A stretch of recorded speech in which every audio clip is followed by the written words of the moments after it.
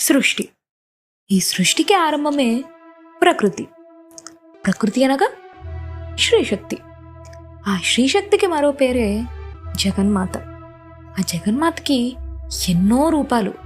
చూడాలే గాని ఆవిడ అన్ని రూపాల్లోనూ కనిపిస్తారు. ఈ దసరా నవరాత్రుల్లో మెయిన్గా 9 అవతారాలను ఎక్కువగా పూజిస్తాం. అందులో మొదటి అవతారమే బాలా త్రిపుర సుందరి. బాలా త్రిపుర సుందరి గురించి తెలుసుకోవాలంటే మనకి ముందు ప్రపంచంలో జరిగిన అతి భయంకరమైన వార్ గురించి తెలుసుకోవాలి. అదే బండాసురుని వధ. పూర్వం బండాసురుడు అనే ఒక రాక్షసుడు ఉండేవాడు. వాడు అందరు రాక్షసుడిలానే నేను అమరుడిని కావాలి అని కోరుకున్నాడు.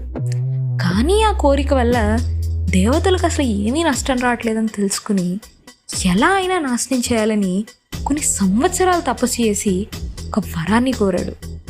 అదే దేవతలందరూ కామక్షీణులైపోవాలని. అటు వాళ్ళకి ఆశ లేదు, ఇటు కోరిక లేదు, ఏదో అలా ఉన్నారంతే. ఇలా క్రమక్రమంగా భూమి మీద కానీ స్వర్గంలో కానీ తరాలాగిపోయాయి.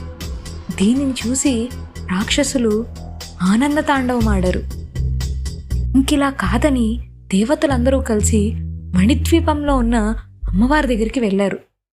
అలా అమ్మవారు పెద్ద సైన్యాన్ని తయారు చేసుకుని బండాసురుతో యుద్ధాన్ని ప్రారంభించారు. అలా యుద్ధంలో కొన్ని ఇయర్స్ సాగిపోతున్నాయి. బండాసురుడు మెయిన్గా 9 స్ట్రాటజీల్ని వాడాడు. అందులో ఒక స్ట్రాటజీయే చిన్నపిల్లోడైన తన కొడుకుని పంపడం. అలా యుద్ధానికి బాలుణ్ణి పంపగా అప్పుడు అమ్మవారి నుంచి ఉద్భవించిన బాలా త్రిపుర సుందరి యుద్ధానికి వెళ్తారు. యుద్ధానికి ఆ అమ్మవారి వయసు 9 ఏళ్లే. ఇప్పుడు యుద్ధ నైపుణ్యం చూసి అందరూ ఆశ్చర్యపోయారు. కొన్ని లక్షల అసుర సైన్యాన్ని మట్టుపట్టించారు. ఎన్నో అసుర శక్తులు ఇంకా రాక్షస గుణాలున్న బండాసురుని 7 కుమారులు ఒకటేసారి దాడి చేయగా ఆవిడ చాలా చాకచక్యంగా ఒక ఆటలాగా వాళ్ళని పరలోకానికి పంపించేశారు. చెప్పాలంటే ఒక అద్భుతం.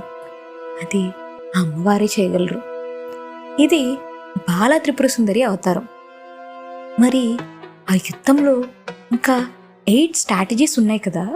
ఆ 8 స్ట్రాటజీస్కి మిగతా అవతారాలకి ఏమన్నా సంబంధం ఉందంటారా? చూద్దాం. Stay tuned.